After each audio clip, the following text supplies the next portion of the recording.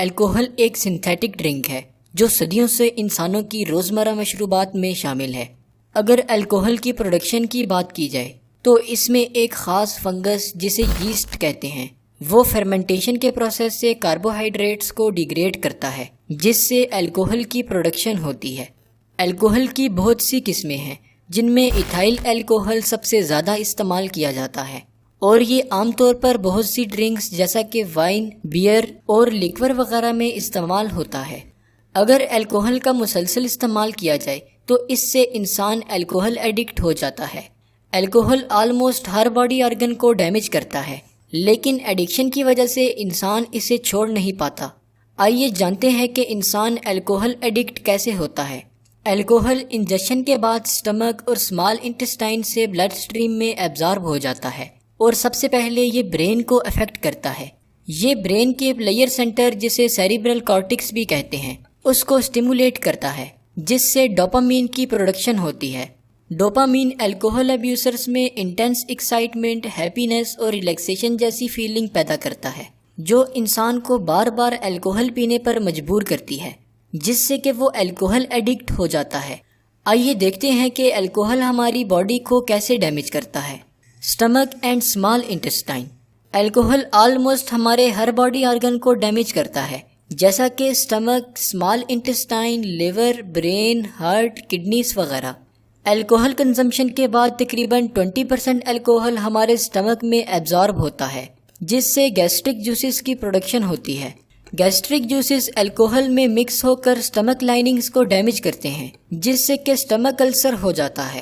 باقی 80% alcohol small intestine سے absorb ہو کے بلڈ میں چلا جاتا ہے، جبکہ اسمال انٹسٹائن میں الکوہل سلو فوڈ موومنٹ اور بلوٹنگ کی وجہ بنتا ہے۔ Blood vessels and heart. Alcohol blood stream میں انٹر ہو کے بلڈ ویسلز کو ایکسپینڈ کرنے کا کام کرتا ہے جس سے ہماری ہارٹ بیٹ تیز ہو جاتی ہے جو سڈن سٹروک اور ہارٹ اٹیک کی وجہ بنتی ہے۔ اس کے علاوہ ہائی بلڈ پریشر سے اسکن کی طرف بلڈ کی موومنٹ زیادہ ہو جاتی ہے جو ایکسیسو ہیٹ لاس اور ڈی ہائیڈریشن کی وجہ بنتی ہے۔ برین۔ الکوہل برین میں برین ٹیشوز کو کنسٹرکٹ کر دیتا ہے جس سے بلیڈنگ اور بلڈ کلوٹنگ کے چانسز بڑھ جاتے ہیں جو کہ برین سٹروک کی وجہ بنتے ہیں۔ الکوہل برین میں ڈوپامین اور سیروٹونین کی پروڈکشن سے ہمارے برین فنکشنز جیسا کہ اسپیچ، بیلنس، ججمنٹ اور میموری کو بیڈلی افیکٹ کرتا ہے۔ لیور۔ لیور ہماری باڈی میں موجود ویسٹ میٹیریلز کو بریک ڈاؤن کرنے کا کام کرتا ہے۔ لیور میں الکوہل کے بریک ڈاؤن سے کاربن مونو آکسائڈ پروڈیوس ہوتی ہے جو لیور سیلز کو ڈیمیج کرتی ہے جس سے لیور میں آکسیجن کی کمی ہو جاتی ہے جو کہ ہائپوکسک ہیپاٹائٹس کی وجہ بنتی ہے جو ایک لائف تھریٹننگ کنڈیشن ہے۔ الکوہل کے زیادہ استعمال سے لیور میں فیٹس بلڈ اپ ہونا شروع ہو جاتے ہیں جو فیٹی لیور ڈیزیزز کی وجہ بنتے ہیں۔ اس طرح الکوہل سے لیور میں سویلنگ، بلیڈنگ اور انفلیمیشن بھی ہوتی ہے جن سے بلڈ کلوٹنگ فیکٹر کی پروڈکشن کم ہو جاتی ہے اور یہ کرونک لیور انفلیمیشن کی وجہ بنتی ہے۔ کڈنیز۔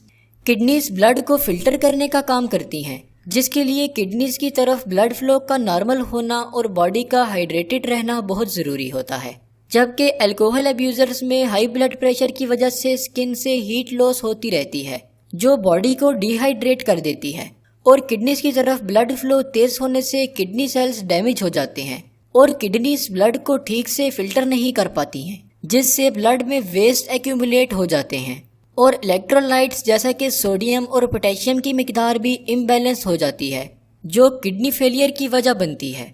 Muscles and bones. ہمارے مسلز پروٹین سے بنے ہوتے ہیں جبکہ الکوہل کنزمپشن ایسے پروسیسز کو انہیبٹ کرتی ہے جن کا اینڈ پروڈکٹ پروٹینز ہوتی ہے۔ اس طرح زیادہ الکوہل کنزمپشن سے ہمارے مسلز ویک ہو جاتے ہیں اور ان میں کریمپنگ ہونے لگ جاتی ہے۔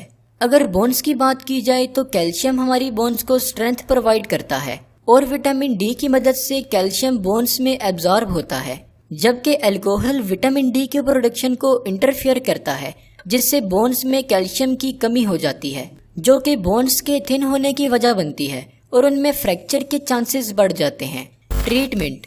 الکوہل ابیوزرز کی ریکوری کے لیے ہر ملک میں مختلف سینٹرز قائم ہوتے ہیں جہاں ان کی ٹریٹمنٹ کی جاتی ہے۔ اس کے علاوہ کچھ میڈیکیشنز جیسا کہ نیلٹریکزون، ایکیمپروسیٹ اور ڈائسلفرام وغیرہ الکوہل ابیوزرز میں الکوہل کنزمپشن سے ہونے والی پلیزنٹ فیلنگز کو کنٹرول کرتی ہیں اور بیڈ ایفیکٹس کاز کرتی ہیں، جن میں نوزیا، وامٹنگ اور چیسٹ پین وغیرہ شامل